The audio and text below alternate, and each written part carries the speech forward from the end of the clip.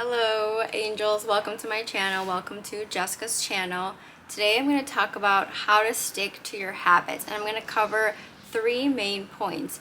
I just got done rereading Atomic Habits and it just flickered and really inspired me to talk about these things and to really connect them to spirituality and to God, and to how habits really connect to being your highest self. So let's jump right in. So the first thing that I'm going to cover on how to stick with your habits is love.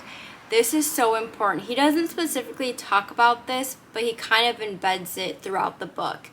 But I want to name it and talk a little bit about how it is the foundation to who you are and why you're doing what you're doing. I mean, in becoming your highest self, it is so connected to love. It's so connected to self-love and also love for others, because when you're your best self and you fill your cup up, you're able to be there for others and help fill others up. So when sticking with your habits, it's going to require time. It's that's just the world that we live in.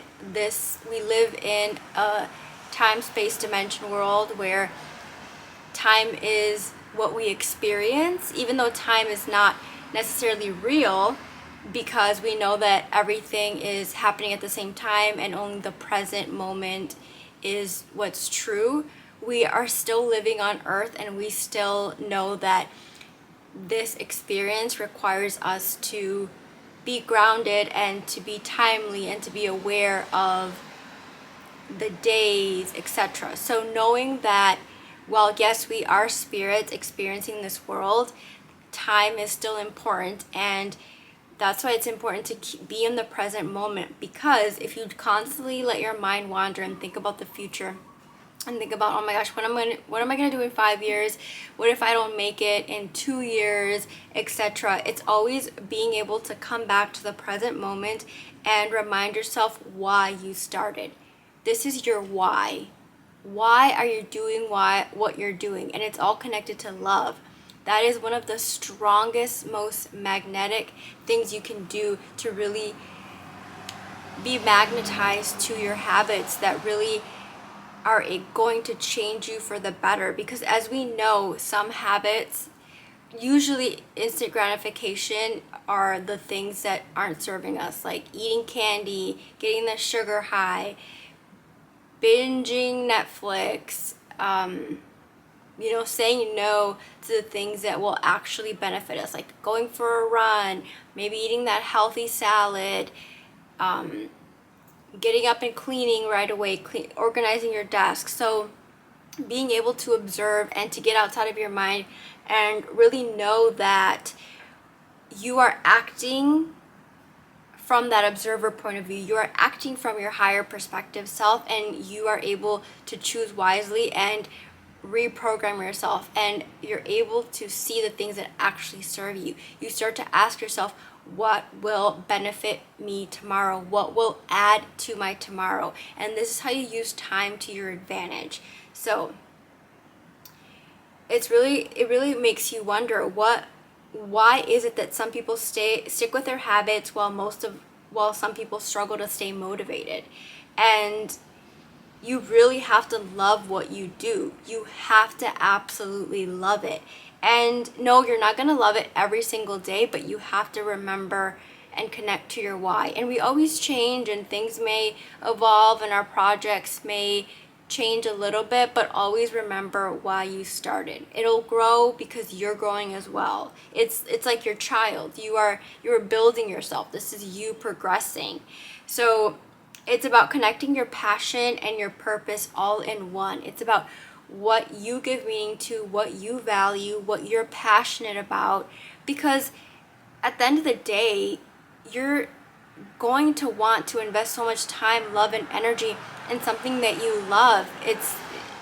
You start to think of it as, well, what would I rather be doing? I'm already here. I'm on earth. I am alive. I am well, thank God. I'm going to be here and do the work, so I might as well contribute and do something that is worthwhile and that I'm going to I'm going to love. So it's really getting clear on your why. What do you love? Why do you love it? What do you see yourself doing for the rest of your life? What could you be doing for free? Because realistically, you probably are going to be doing it for free for some time as you build up and you grow that momentum. But again, it's looking at it the perspective that it doesn't matter, because time is going to pass anyway, so you might as well do what you love and build that, because you know that it's all going to work out for you. You know that as long as you put in the work and you put in the love, that it's all going to work out for your greatest good, and you are the co-creator of your life. So of course you're going to be able to move forward, and it's going to be more glorious than you ever imagined. Okay, point number 2 is the Goldilocks Rule, and this is something that he talks about. He talks about how the task has to be just manageably difficult. It just has to be a little bit outside of your comfort zone. He says like 4%, if you can even quantify what 4% is out of your comfort zone. But basically it's like being in that flow state where like it's like that negative and that positive, where you're able to just like flow, and where there's some friction, but enough for you to bend and to still learn and grow and still love what you do, because it's not too challenging, it's not too easy, it's like just right. And if you find what you love to do, you will find that automatically. You will automatically flow into your rhythm once you get the momentum going. So it's also about keeping up with the small improvements, because when habits come in, we can easily just do it out of repetition and out of habit. Oh, I'm just doing this because I am doing this. But again, it's about being intentional. It's about connecting to your why and being able to observe and see if you're still growing, if it's still serving you and it's serving the people that you are providing to. And it also is about trial and error. It's about finding your flow and knowing that no one is going to know your truth. No one is going to know what that's going to look like but you. It's about you figuring that out for yourself and knowing that you just need to know the next immediate step. You don't need to think about 5-10 steps down the road, 5-10 years down the road. It's all going to pan out. It's all going to work out. You just have to focus on right now and what is in front of you and what you are being tasked to learn right now. Because as you learn and build the basics, you are able to advance and refine your technique, because it frees up more space for you to do that, for you to have some things that are already the foundation in autopilot. Like someone who's a race car. I mean, when you learn to drive a car, it starts to become automatic and you start to feel more comfortable and do more tricks and etc. Or when you're a writer, you have the foundations down, like the sentence structure, the paragraphs, all of those things, and then you start to build and make it into a more complex body of work.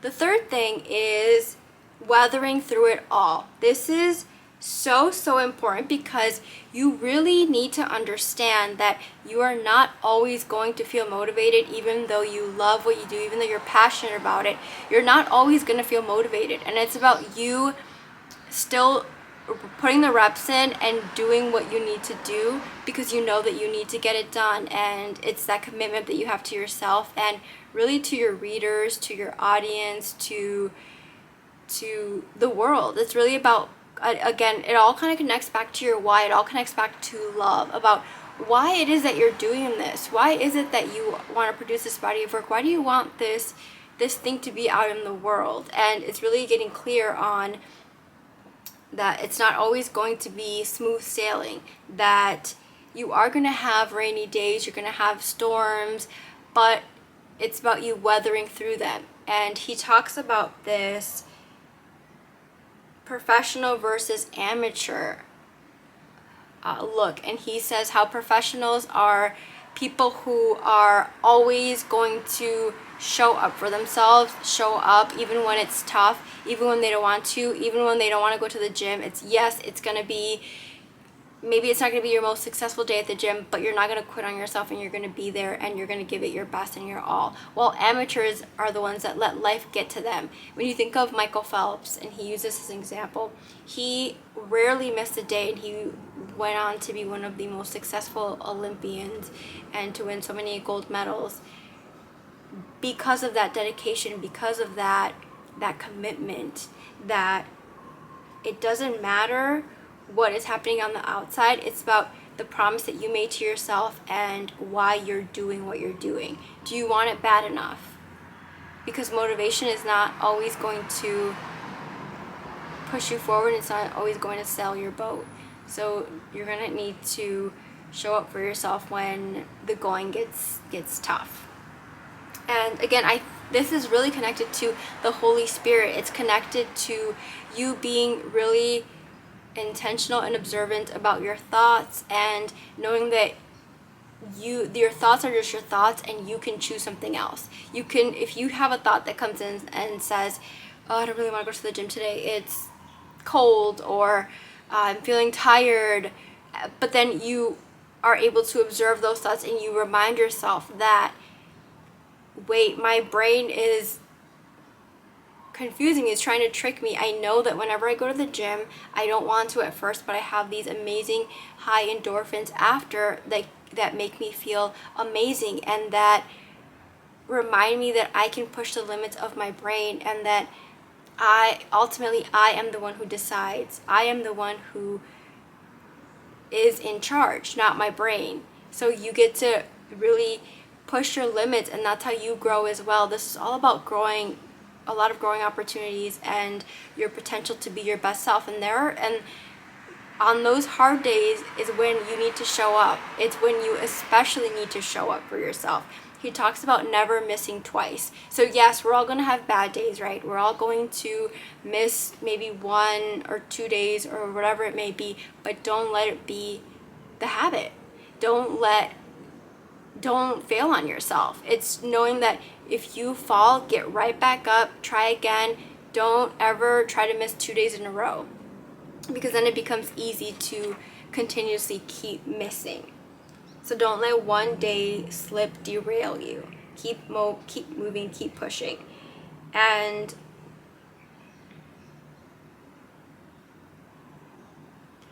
he talks about athletes in particular, which I think is very fascinating, because our body is very connected to our mind, and when we're able to train our body, we're able to show our mind just how powerful and just how capable we are. Oftentimes we think that we can't do things because we just haven't tried before and we haven't shown ourselves that we can. But if we really put our mind to it, we can do anything. If we can do anything we set our mind to. So it's really connecting back to that.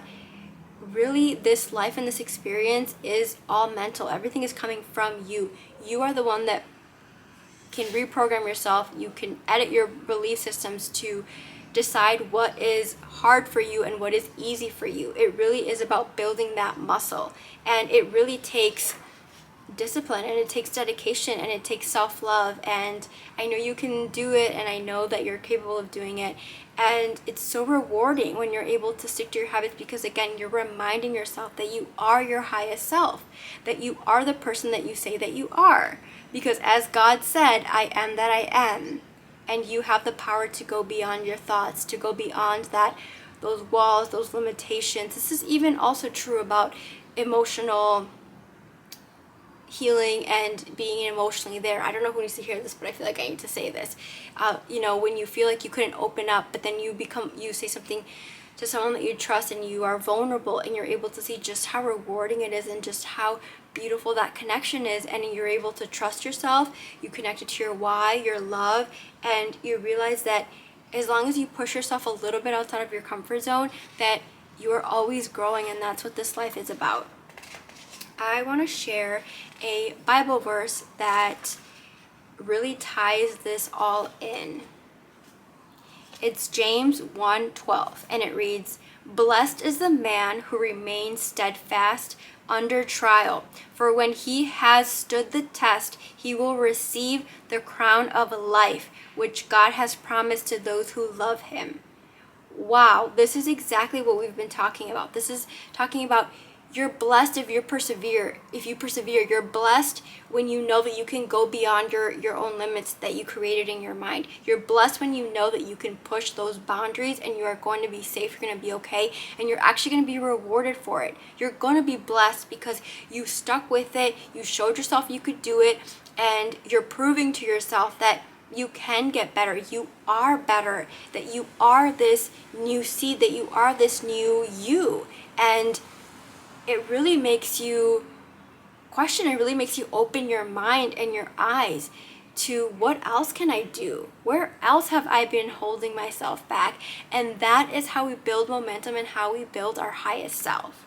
It also is talking about how when we do this, we receive the crown of life, because that's what liberation is. It's liberating ourselves from ourselves. It's liberating ourselves from our mind.